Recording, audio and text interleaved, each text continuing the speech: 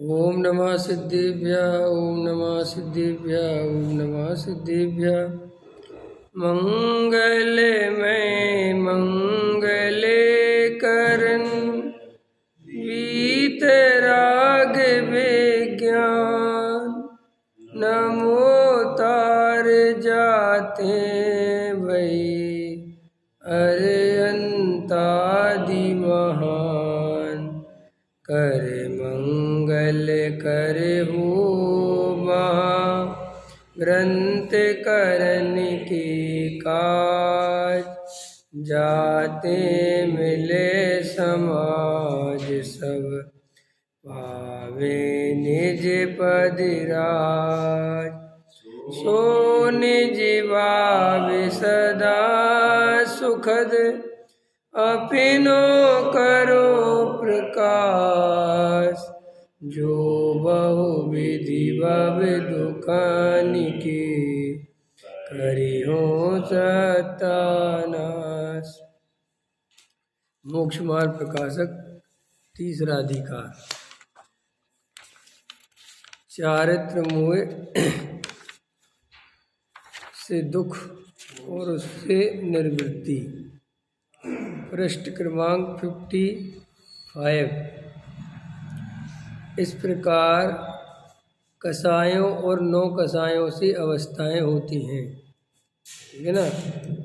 ये वाला देखा था। अब देखो यहाँ ऐसा विचार आता है कि यदि इन अवस्थाओं में ना प्रवृत्ति तो क्रोध आदि की पीड़ा उत्पन्न करते हैं, तथा इन अवस्थाओं में प्रवृत्ति तो मरण पर्यंत कष्ट होते हैं। वहाँ मरण पर्यंत कष्ट तो स्वीकार करते हैं, परंतु क्रोधादि की पीड़ा सहना स्वीकार नहीं करते। इससे यह निश्चित हुआ कि मरणादिक से भी कसायों की पीड़ा अधिक है। समझ में आया ये लॉजिक? टोडामल जी साहब क्या लॉजिक दे रहे हैं कि साहब मरना ज़्यादा कष्टकारी है कि क्रोध करना ज़्यादा कष्टकारी है। ख्याल में है ना? तो वो कह रहे साहब क्रोध ज़्यादा खतरनाक है। कि क्यों? कि लोगों को क्रोध कसाय की पीड़ा नहीं सही जाती, वो इतना तकलीफ संताप होता है कि मरना स्वीकार करते हैं। उस कसाय से बचने के लिए मर जाओ, अब रहने लायक नहीं है। ऐसी एक एक कसाय का तो क्या कहते हैं? क्रोधादिक की, क्रोधादिक माने आदिक लगाया माने क्रोध भी, मान भी, माया भी, लोभ भी, हास, सब कसाय ले लेना। एक एक कसाय का इतना दुख है कि इससे यह पीड़ा सही नहीं जाती तो मरण पर्यंत कष्ट स्वीकार कर लेता है। फांसी लगा लेते हैं, आग लगा लेते हैं, जहर खा लेते हैं, क्या क्या करते हैं लोग। ख्याल में है ना? एक एक कसाय का इतना दुख है। तथा जब इसके कसाय का उदय हो तब कसाय किए बिना नहीं रहा जाता।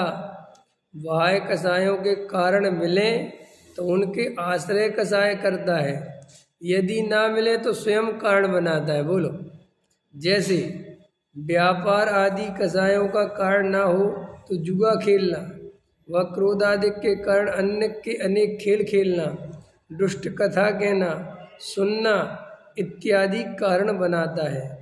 तथा काम क्रोध आदि पीड़ा करे तो शरीर में उन रूप कार्य करने की शक्ति ना हो तो औषधि बनाता है, अन्य अनेक उपाय करता है। तथा कोई कारण बने ही नहीं तो अपने उपयोग में कसायों के कारणभूत पदार्थों का चिंतन करके स्वयं ही कसाय रूप परिणमित होता है। देखो कैसे कितना वर्णन है, देखो ध्यान से। जब इसके कसाय का उदय हो तब कसाय किए बिना नहीं रहा। अपन को जब कोई भी कसाय हो, क्रोध आ रहा हो, मान है, माया है, लोभ है ना, नौ कसाय हैं, तो उनको करे बिना नहीं रहा जाता। ठीक है, कोई मना भी करे कि मत करो तो भी करे बिना नहीं रहा जाता। बाह्य कसायों के कारण मिले तो उनके आश्रय कसाय करता है। जैसे एक तो बाह्य कसायों के कारण माने हमें क्रोध आ रहा है और बाहर में कोई मिल गया तो बस उस पर ही क्रोध कर दिया। ऐसे लोग रोड पे कितने लोग होते हैं, घर से गुस्सा करके निकलते हैं, रिक्शे वालों से गाली देते जाएंगे, गरीब आदमी मिल गया उन पे चिल्लाते चले जाएंगे। ख्याल में है ना? स्कूल वगैरह में टीचर क्रोध, कहीं बच्चों पे क्रोध निकालेंगे।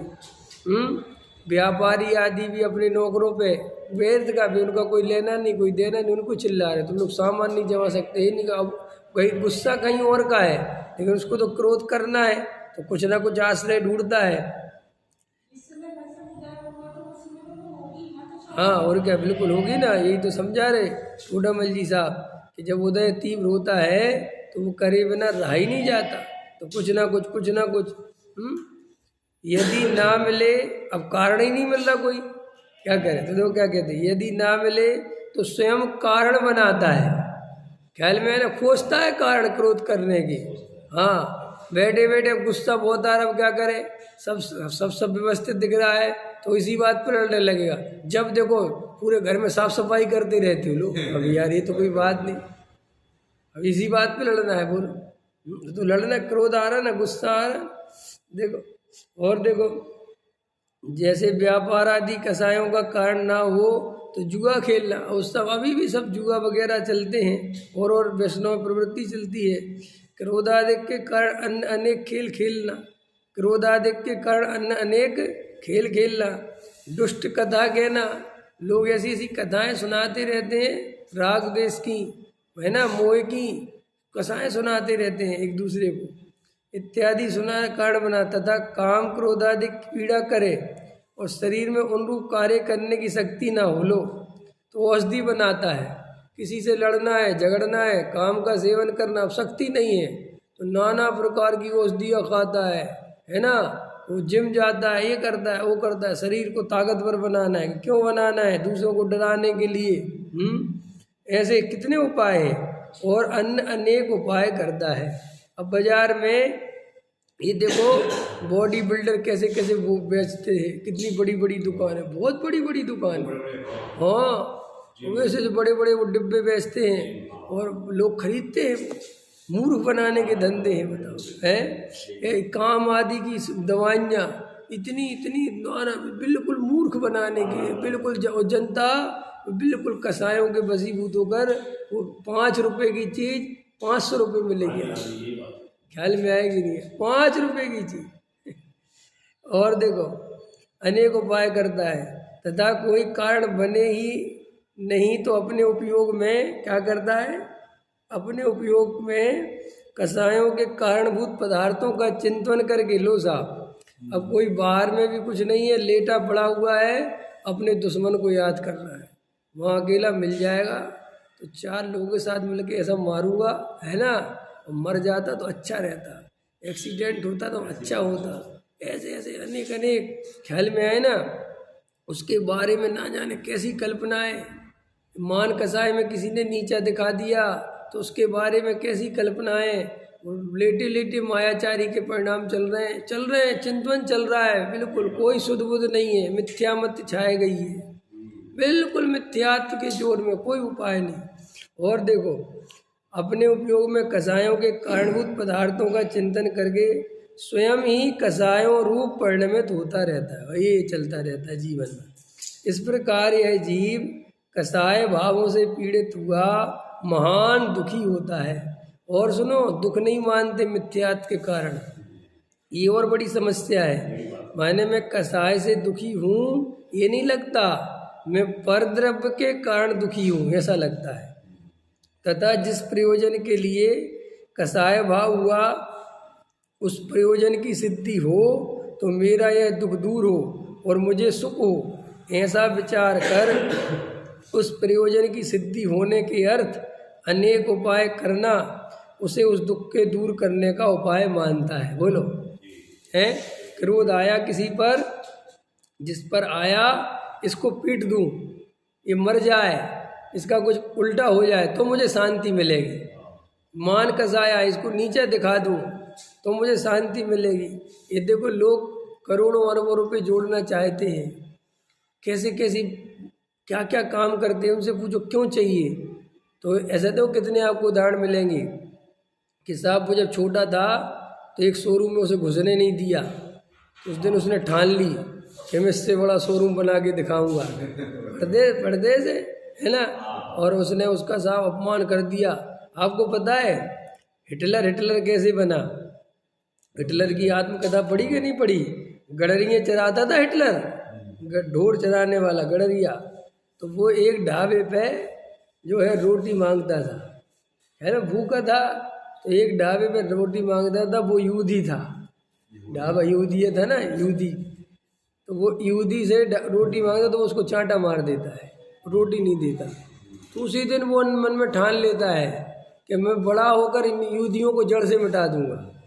और वो फिर पता क्या करता है, उस कसाई के वशीभूत होकर वो जो भेड़ होती ना, भेड़, उनको, वो तो अनपढ़ था वो, तो उनको भाषण देता है।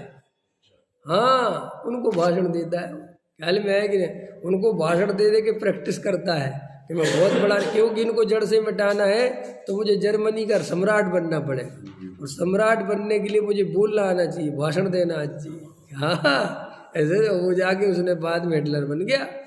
एक एक कसाई की ये हालत है।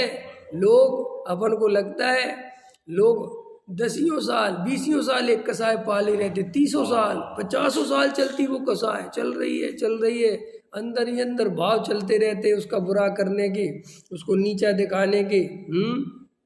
एक एक कसाई, सब कसाई का ले लेना, और देखो दुख दूर हो और सुख हो जाए, ऐसा मानता है कि ये मेरा कसाई भाव, ऐसे ही दुख दूर हो सकता है कि सामने वाला ऐसे परिणमन हो जाए।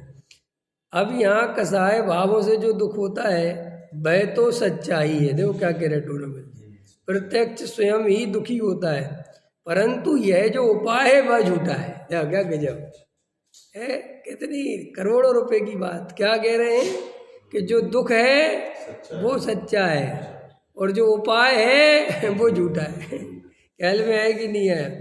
क्रोध में तो अन्न का बुरा करना, मान में औरों को नीचा दिखाकर स्वयं ऊंचा होना, माया में छल से कार्य सिद्धि करना। अब जी अपन को ऐसे समझ में नहीं आता, अपन को लगता अपन ऐसे नहीं करते, ऐसे अपन करते हैं, ख्याल में है ना? अरे जी, जितनी अपन को बहुत बढ़िया से बढ़िया कपड़े पहनना, सुंदर दिखना है, क्यों दिखना है सुंदर? क्या है वो मद रहता है कि मैं औरों से अच्छा दिखूं, ख्याल में? हाँ, हर चीज अपन ऐसे एक चीज लगाएंगे तो ये सब कसाय भाव है, और ये महादुखदायी है, आकुलता रूप है। लेकिन इन्हें आकुलता मानता कौन है? क्रोध में तो अन्न का बुरा करना, मान में औरों को नीचा दिखाकर स्वयं ऊंचा होना, मायाचारी से छल सिद्ध कार्य सिद्ध करना। प्रत्यक्ष दिखाई देता है कि नहीं? बोलो। दूसरों के अनुकूल परिणमन करो तो सामने वाला कैसी मीठी मीठी बातें करता है, और जरा सा उसके विपरीत परिणमन करो तो तुम 1 मिनट में बुरे हो जाते हो कि नहीं हो जाते? पति पत्नी के साथ होता है कि नहीं होता? भाई बहन के साथ होता है कि नहीं होता? माँ बाप सबके साथ, संसारी जीव ऐसे ही करता है। लोभ में इष्ट की प्राप्ति करना, हास्य में विकसित होने का कारण बना रहना, रति में इष्ट संयोग का बना रहना, अरति में अनिष्ट का दूर होना, शोक में शोक का कारण मिटना, भय में भय का कारण मिटना, जुगुप्सा में जुगुप्सा का कारण दूर होना, पुरुष वेद में स्त्री से रमण करना, स्त्री वेद में पुरुष से रमण करना, नपुंसक वेद में दोनों के साथ रमण करना। ऐसे प्रयोजन पाए जाते हैं। अब ऐसे प्रयोजन पाए जाते हैं माने मिथ्या दृष्टि जीव 24 घंटे कसाय के अलावा कुछ नहीं करता। इसी प्रयोजन से चलता है मिथ्या दृष्टि। क्यों? क्योंकि उसके तत्व विचार है नहीं। मंदिर आएगा वहाँ भी लोभ कसाय से आएगा, भगवान से कुछ ना कुछ अंदर भाव रहेगा, मान कसाय के लिए आएगा, मंदिर बनवाएगा मान कसाय के लिए बनवाएगा, जो भी कार्य करेगा सब कसाय के वशीभूत होकर करेगा। बोलो। स्वाध्याय आदि भी सुनेगा तो कसाय के वशीभूत होकर सुनेगा। और बोलो, गृहस्थील संयम आदि पालेगा तो कसाय के वशीभूत होकर पालेगा। कोई सी भी कसाय काम कर सकते। अधिकतर लोग गृहस्थील संयम आदि पाप से बचने के लिए पालते हैं, और पाप से बचने का एक ही प्रयोजन है कि हमारी दुर्गति नहीं हो जाए, बस। इससे ज़्यादा कुछ वो भी लोग कसाय का अंग हुआ ना, वो व्रत कहाँ हुआ? ये तो सीधा सा खड़े थे। मैंने, डॉक्टर ने कहा कि तुम बीमार हो तो खटाई नहीं खाना, मीठा नहीं खाना, चिकनाई का नहीं खाना, और मैंने छोड़ दिया। तो काहे के लिए छोड़ा? धर्म के लिए छोड़ा। आत्मा के लिए, अरे तो शरीर के लिए छोड़ा कि शरीर स्वस्थ रहेगा, अगर नहीं खाऊंगा तो, उन्हें खाऊंगा तो बीमार हो। ऐसे कोई व्रतशील संयम पालता है तो क्यों पालते हो, क्या कारण है? अरे साहब, ये सब अभक्ष आदि खाने से तो नरक चले जाएंगे ना, तो नरक आदि के भय से और स्वर्ग आदि की चाय से, तो वो कसाय भाव हुआ कि नहीं हुआ? तो वो कसाय भाव से धर्म होता है क्या? ये कसाय भाव से धर्म होता है क्या? तो नहीं होता। तो अंदर से गहराई से विचार करो, खूब विचार करो अंदर से कि ये जो अपन करते हैं। और फिर दूसरी बात, मैंने तो देखा जो ज़्यादा चरणानियों को कर्णानियों सुन लेते हैं ना, इनको गतियों का डर सताने लगता है। हमारी कुगति नहीं हो जाए, हमारी कुगति नहीं हो जाए, हमारी कुगति नहीं हो जाए, ख्याल में है ना।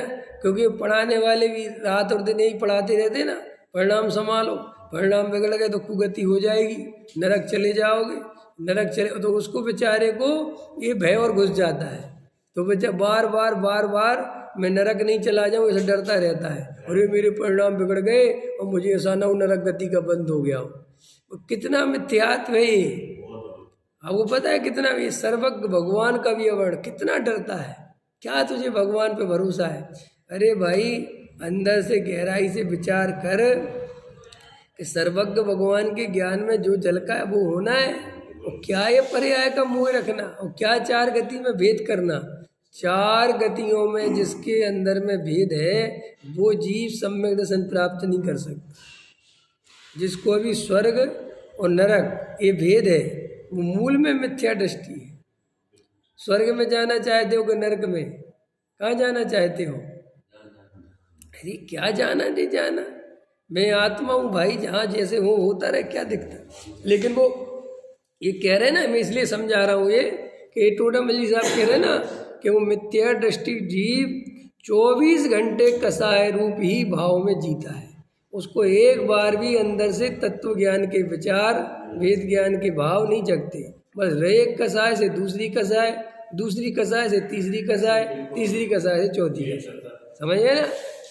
या तो क्रोध करेगा, क्रोध नहीं करेगा तो मान करेगा, मान नहीं करेगा तो मायाचारी करेगा, और मायाचारी नहीं तो लोभ करेगा। ये चारों कसाय 100% देखना अपने अंदर, क्योंकि लोभ कसाय का कोटा बहुत लंबा है। लोभ, क्रोध, मान, माया, लोभ, समझ गए ना। तो लोभ कसाय में तो बहुत सारी चीजें आती हैं। बैठे बैठे पांचों इंद्रियों के विषयों की कामना लोभ कसाय, उनकी व्यवस्था लोभ कसाय, धन जोड़ने की कसाय लोभ कसाय, पहनने ओढ़ने की कसाय, सब लोभ में आता है। क्योंकि लोभ पाप को पाप बखानो, तो लोभ में सब कुछ आता है। मान का लोभ, ख्याल में आया कि नहीं आया? ये सब तो एक कसाय मिटती नहीं, दूसरी कसाय फिर चालू, दूसरी कसाय मिटती नहीं, तीसरी। तो ऐसे मिथ्या दृष्टि जीव 24 घंटे कसायों में ही रमता है, इसलिए महा दुखी होता है। यदि इनकी सिद्धि हो तो कसाय का उपशमन होने से दुख दूर हो जाए, सुखी हो, परंतु उनकी सिद्धि इसके किए उपायों के अधीन नहीं है। अब ऐसा भी कह रहे टोडामल जी कि चलो भाई, तू जो उपाय करे वो तेरी कसाय पूरी हो जाए, शांत हो जाए, तो चलो हम मान भी लेके तू सुखी हो जाए, लेकिन वे उपाय तेरे अधीन बिल्कुल नहीं है, बिल्कुल ही नहीं है, खैर बिल्कुल नहीं है, सच्चाई है। दुनिया में कोई सोचता है कि हम ऐसे बन जाए, हम ऐसे बन जाए, ऐसा नहीं है। तुम्हारे बनने से नहीं बनते, वो तो उसका उदय था, उसकी योग्यता थी, वो बन गया। तुम्हारी उदय और योग्यता नहीं होगी, तुम नहीं बन पाओगे, इसमें क्या है। लेकिन वो मानता है कि नहीं, तो वो क्या होता है, वे अधीन है नहीं, इसलिए महादुखी होता है। देखो साफ साफ लिखा है, भवितव्य के अधीन है। लौकिक जितने भी कार्य हैं इनका कर्ता मैं नहीं हूँ, ये मेरे करने से नहीं होते, ये तो जैसी भवितव्यता होती है वैसे होते हैं। इसलिए इनको अपने अधीन मानता है और महा दुखी होता है, क्योंकि वे अपने अधीन है नहीं। क्योंकि अनेक उपाय करते देखते हैं परंतु सिद्धि नहीं होती। देखा होगा अपन क्या क्या उपाय करते हैं परंतु सिद्धि नहीं होती, तथा उपाय होना भी अपने अधीन नहीं है। लो साहब, और देखो कि साहब एक बात बताओ, उपाय करें कि नहीं करें, ऐसा तो मन में ही आता है ना। देखो काम बनेगा नहीं बनेगा, देखो कितनी सिद्ध कर रहे टूर्नामेंट की। ये देखो क्रमबद्ध पर्याय निकल के आ रही कि नहीं, कि उपाय भी तेरे अधीन नहीं, उपाय भी जब होना होगा तब। इसलिए मैं कहता हूँ जो लोग बहुत बुद्धि लगाते हैं और अपना दिमाग लगाते रहते हैं कि हमारे करने से कुछ होना है, कुछ नहीं होना है। देखो जैसा कार्य होना है ना, तुम वैसे उपाय अपने आप करोगे। बिल्कुल, तुम्हें अगर गड़ा हुआ धन मिलना है तो तुम्हें जमीन खोदने के भाव आएंगे। अब बोलो, हाँ अपने आप पहुंचोगे। तो ऐसा ही स्वरूप है वस्तु का।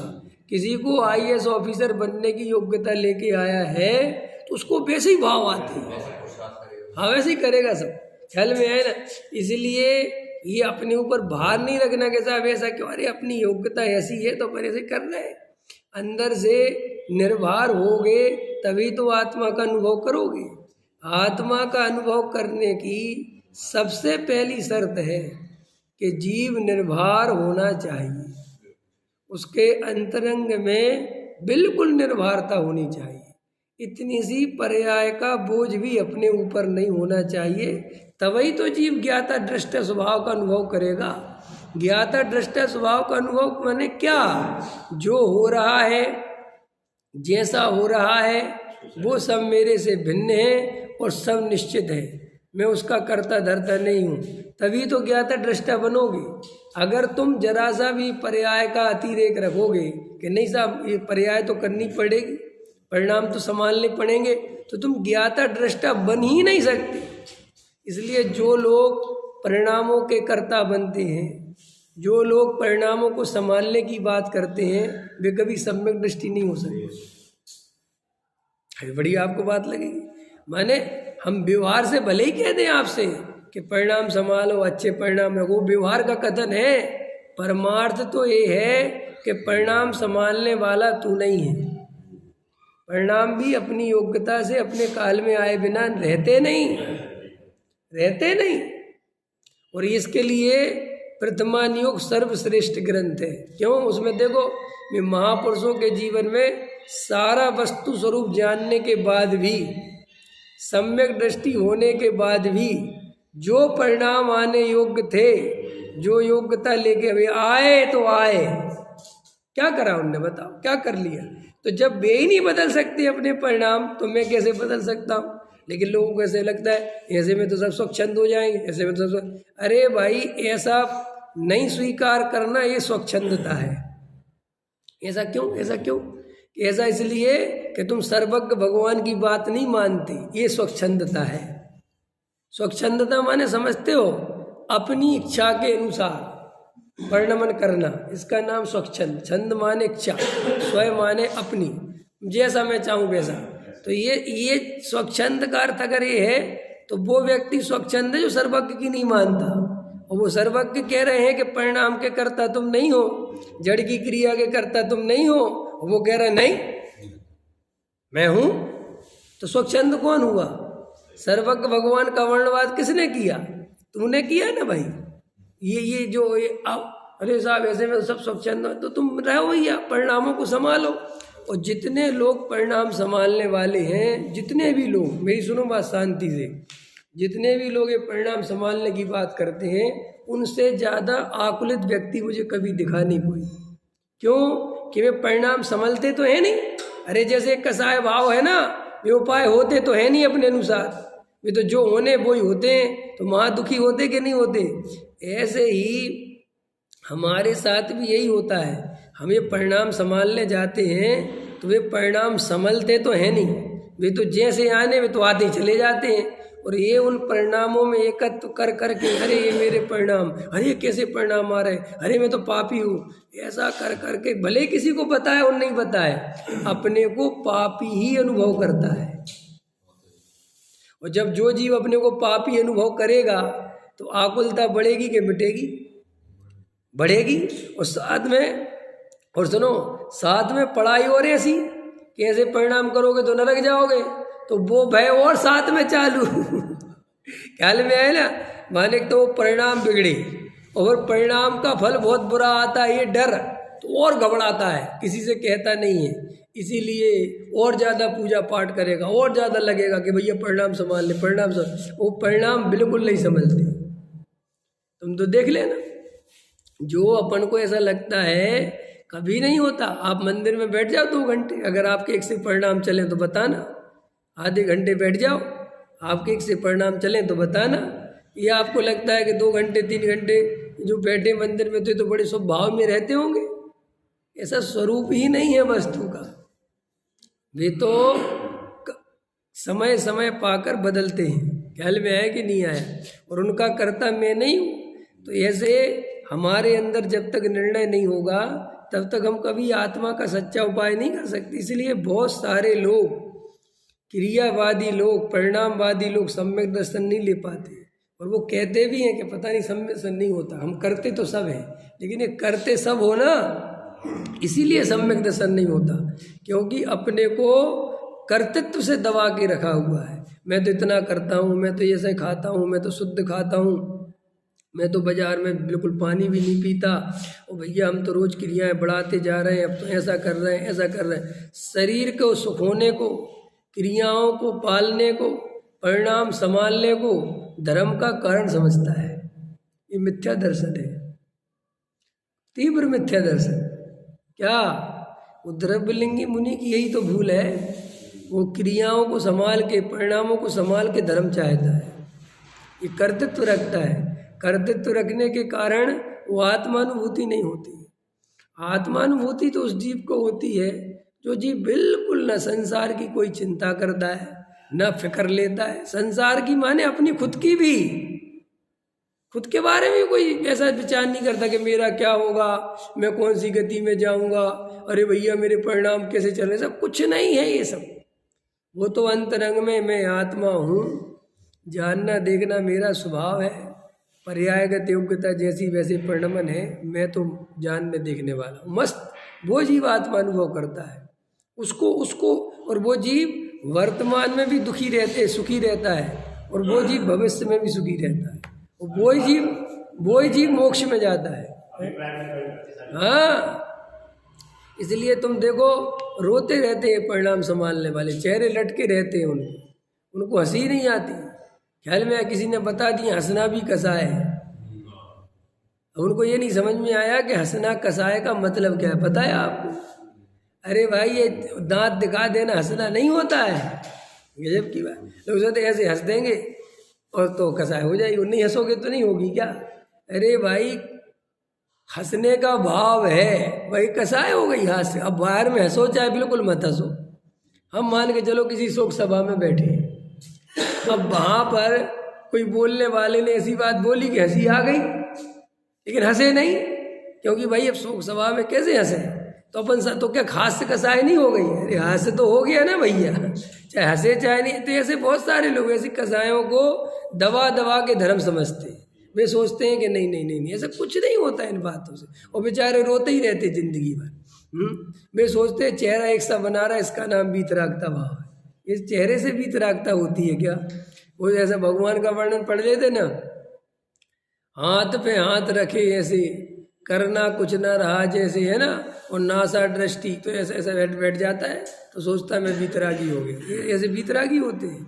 अरे भाई वे अंदर से वीतरागी हुए हैं, ये बाहर के तो चिन्ह है, शरीर से थोड़ी वीतरागता का कोई लेना देना है।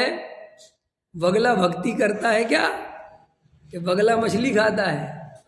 तो मछली खाता है कि नहीं? सब एक एक एक एक पैर पे खड़ा रहता है, अरे कैसी बातें करता है।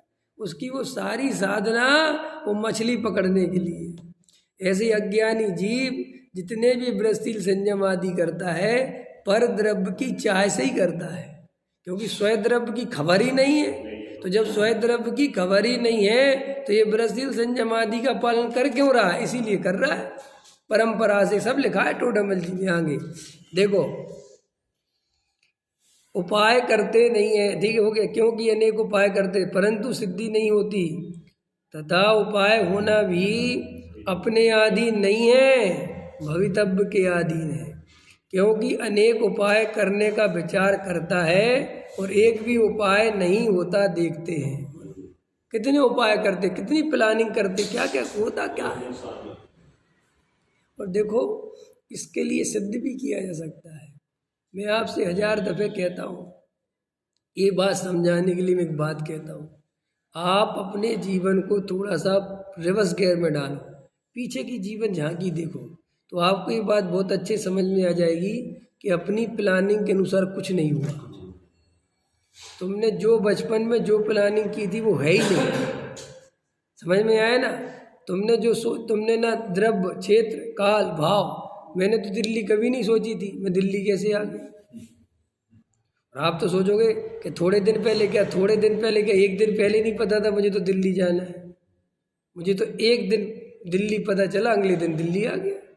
और फिर मैंने ये नहीं सोचा था कि मैं दिल्ली में रह ही जाऊँगा ऐसे, मैं तो कभी नहीं सोचा था, क्योंकि मैं तो यहाँ 4 महीने के लिए, 6 महीने के लिए देखने आया था कि फ्री था। मैंने कहा ठीक है साहब, चला जाता हूँ। फिर ऐसा भी नहीं पता था कि मैं व्यापार करने लगूंगा। कौन से काम अपने अनुसार हो गए बताना भैया?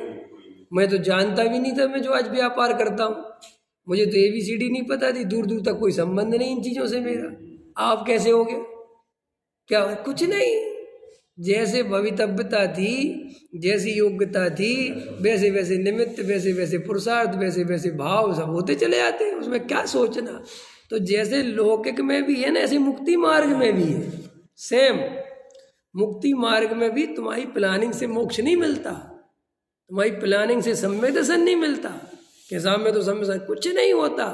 तुम तो जितने निर्भर रहोगे, हाँ, जो जीव ऐसा सुनकर लौकिक कार्यों में तो प्रवृत्ति करते रहें, एकत्व करते रहें, और आत्मा को भवितव्यता पे छोड़ दें, वे नियम से वस्तु स्वरूप नहीं समझे। छोड़ने का अर्थ तो लोक को भी था और आत्मा को भी था, दोनों ही को छोड़ना था, तब तो तुम सम्यक दृष्टि होते। लेकिन मिथ्या दृष्टि लोग ऐसा उपाय करते हैं कि सम्यक दर्शन तो जब होना होगा हो जाएगा, उसका तो उपाय अपने आप होगा, और सांसारिक उपाय में रात और दिन लगे रहते हैं। सुबह महामिथ्या दृष्टि जानना।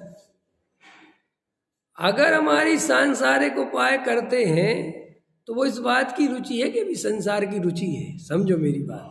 लेकिन निर्णय तो वहाँ पे भी यही होना चाहिए कि होगा तो जैसे होगा, वो अपन तो है नहीं।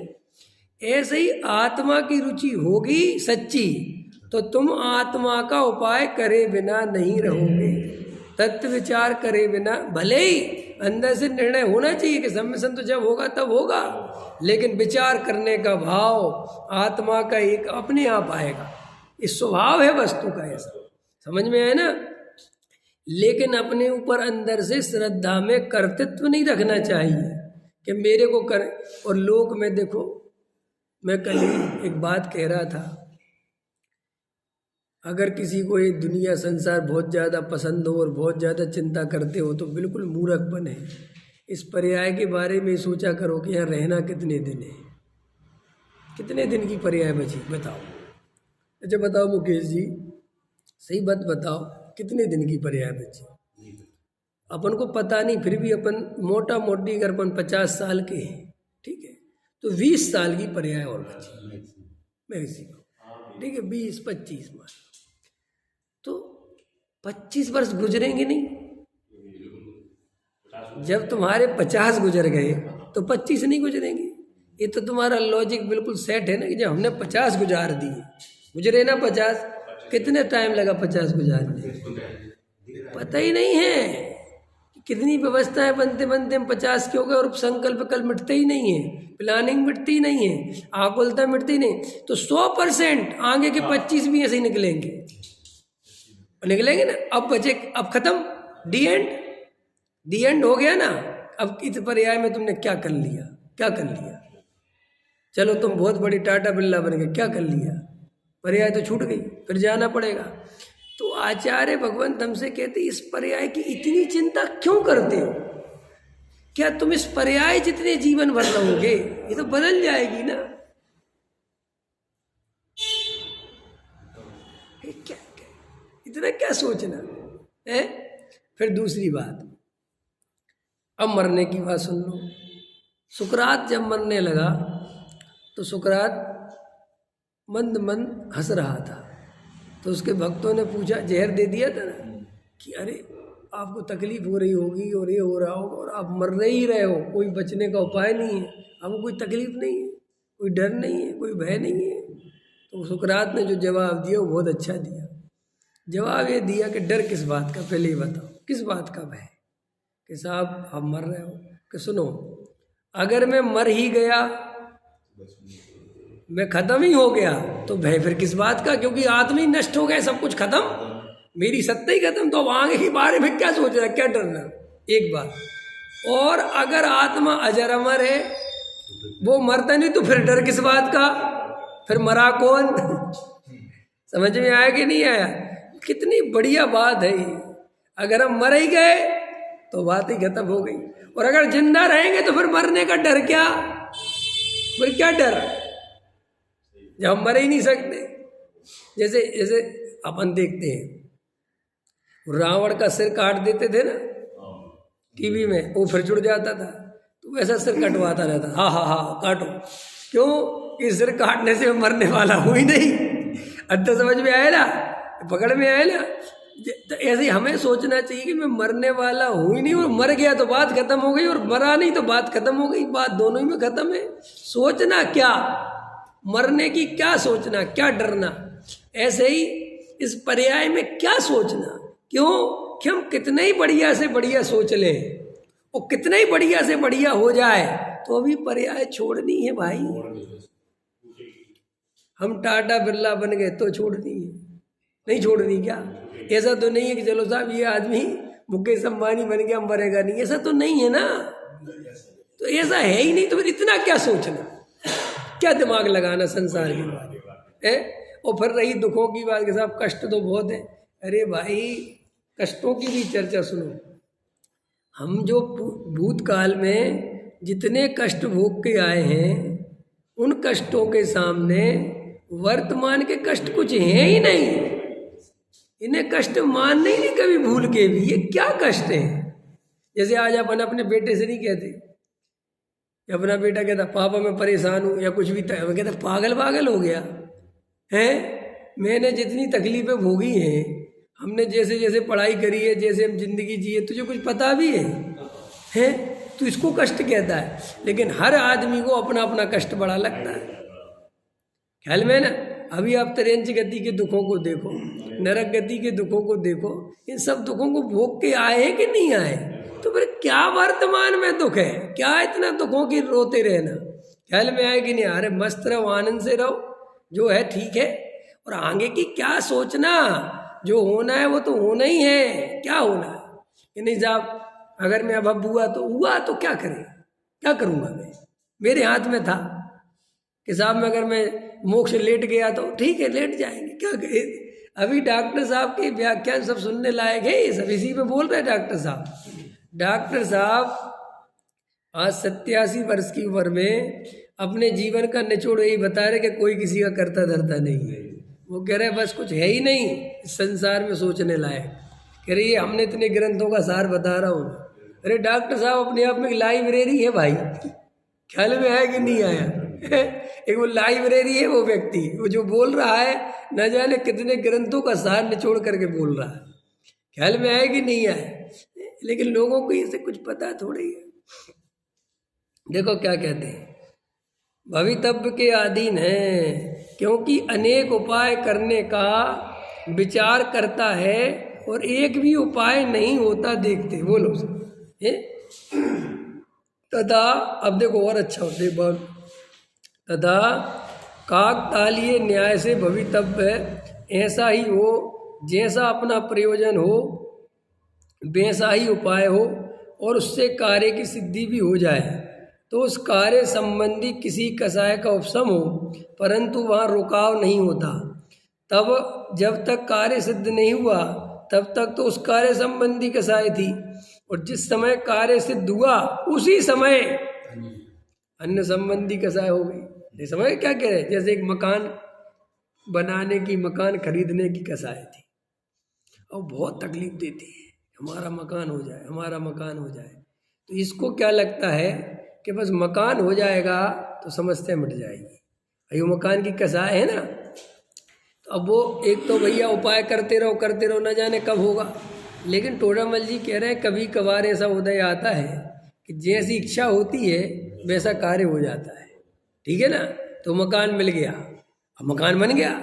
अब देखना क्या कह रहे टोटा मिल, अब कह रहे कि मकान बनते देर नहीं होती, वो खरीदते देर नहीं होती कि तुरंत दूसरी कचाए एकदम खड़ी होती है कि अब इसमें बढ़िया से बढ़िया फर्नीचर चाहिए, अब बढ़िया से बढ़िया सामान चाहिए, अगर बढ़िया पॉश एरिया में लिया है तो भाई मेंटेनेंस चाहिए, अब ये भी चाहिए, अब देखो वो कसा है, अब वो कसा है। तो ऐसे ही एक एक कल्पना करो, एक भी जीव को खोज के लाओ संसार में जो ये कहे कि अब कुछ नहीं है।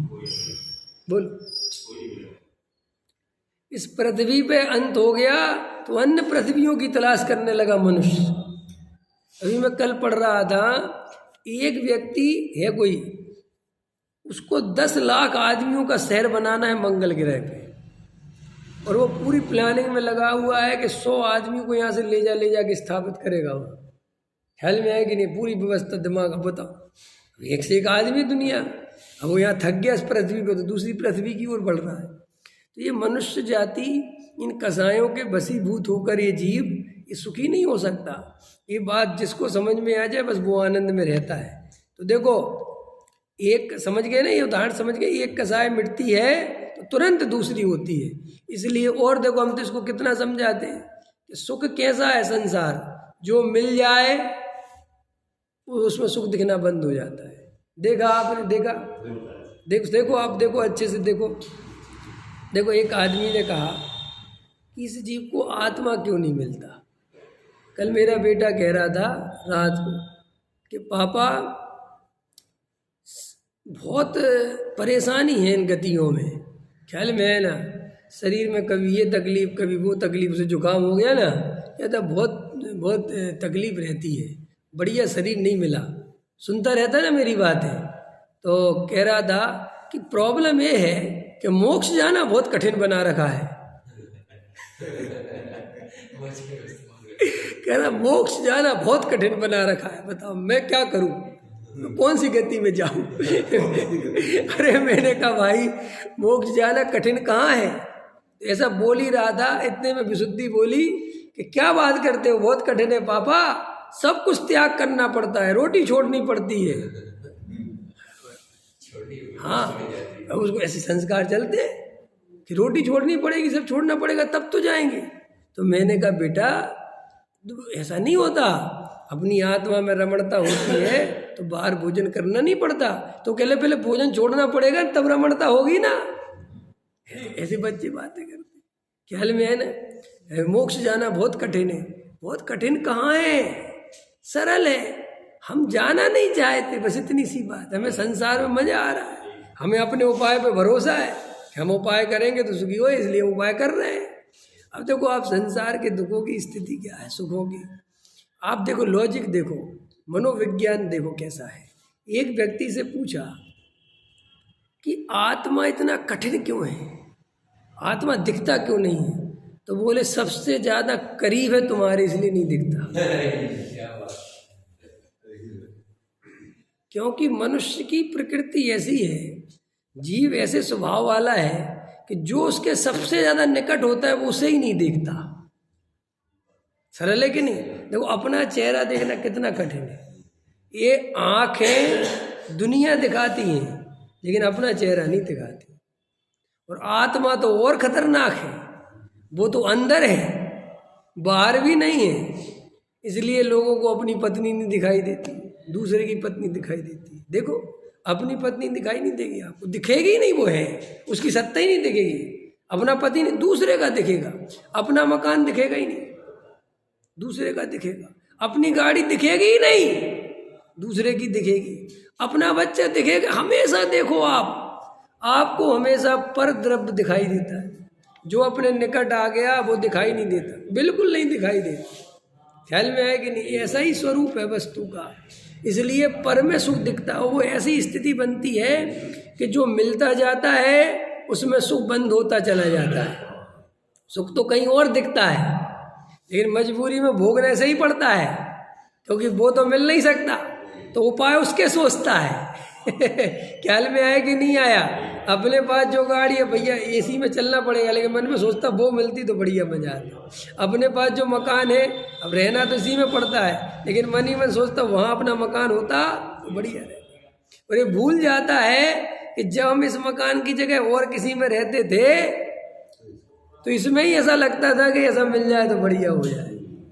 तो प्रत्यक्ष है ना, ये कोई शास्त्र पढ़ने की जरूरत नहीं है कि बिल्कुल ऐसे ही होता है साहब। तो टोडामल जी वही समझा रहे अपने को कि बता फिर तू सुखी होने का उपाय तेरा झूठा है कि सच्चा है। अब आत्मा इतना करीब है अंदर कि ये जीव को आत्मा ही नहीं दिखता है ना। ये चेहरा भी देखना हो अपना तो दर्पण के पास खड़ा होना पड़ता है। सोचो अगर ये दर्पण नहीं होता तो क्या होता है। दर्पण हटा दो तो हमें पता ही नहीं होता कि हम कैसे लगते हैं, दूसरे से पूछते फिरते भैया। और देखो एक समय मात्र भी निराकुल नहीं रहता। बोलो कैसे रहें, क्योंकि एक कसाय मिटती है दूसरी तुरंत खड़ी होती। माने गजब की बात है, दूसरी खड़ी नहीं होती, वो तो खड़ी रहती है, बस ऊर्ध्व रहती है समझ लो। ये दिखती है वो खड़ी तो है ही, वो यहाँ से दबी और तुरंत वो दिखने लगी। ऐसी ऐसे एक एक कसाय। डॉक्टर साहब बहुत इसका उदाहरण देते थे कसायों का, शायद टोडामल जी साहब भी आगे देंगे, भी ध्यान नहीं, लेकिन डॉक्टर साहब देते थे कि जैसे एक व्यक्ति, टोडामल जी का है शायद उदाहरण, कि एक व्यक्ति, अब इसी में देंगे शायद, इसी में होगा शायद, आगे होगा भी देखे, पर फिर उदाहरण तो दे देता हूँ मैं कि जैसे एक व्यक्ति को मार, हाँ देखो देखो है ये, जैसे किसी को मारने वाले बहुत हों तो कोई एक जब नहीं मारता तब अन्य मारने लग जाता है, जब वो थक जाता है तो दूसरा मारने लग जाता है, समझ गए ना। ऐसे ये कसायों से घिरा हुआ व्यक्ति बेचारा एक कसाय से पिटता है, वो पहली कसाय थोड़ी देर के लिए शांत पड़ती तो मान कसाय पीटने लगती है, मान कसाय से पिटता है, थोड़ा उससे शांति होने की सोचता है कि अब चलो, इतने में लोग कसाय पीटने लगती है। ऐसी एक एक कसाय दिन भर पीटती है और इतने में वो लोभ तक पहुंचा, फिर क्रोध कसाय आ जाती है। तो ऐसे चारों कसायों के वशीभूत होकर नाना प्रकार के कष्टों को सहता हुआ है जीव वेद ज्ञान नहीं करता, तत्व विचार नहीं करता और इसी दुखों के बीच में पड़ा रहता है। ठीक है, इसका विचार करना। ज्ञानंदी शोध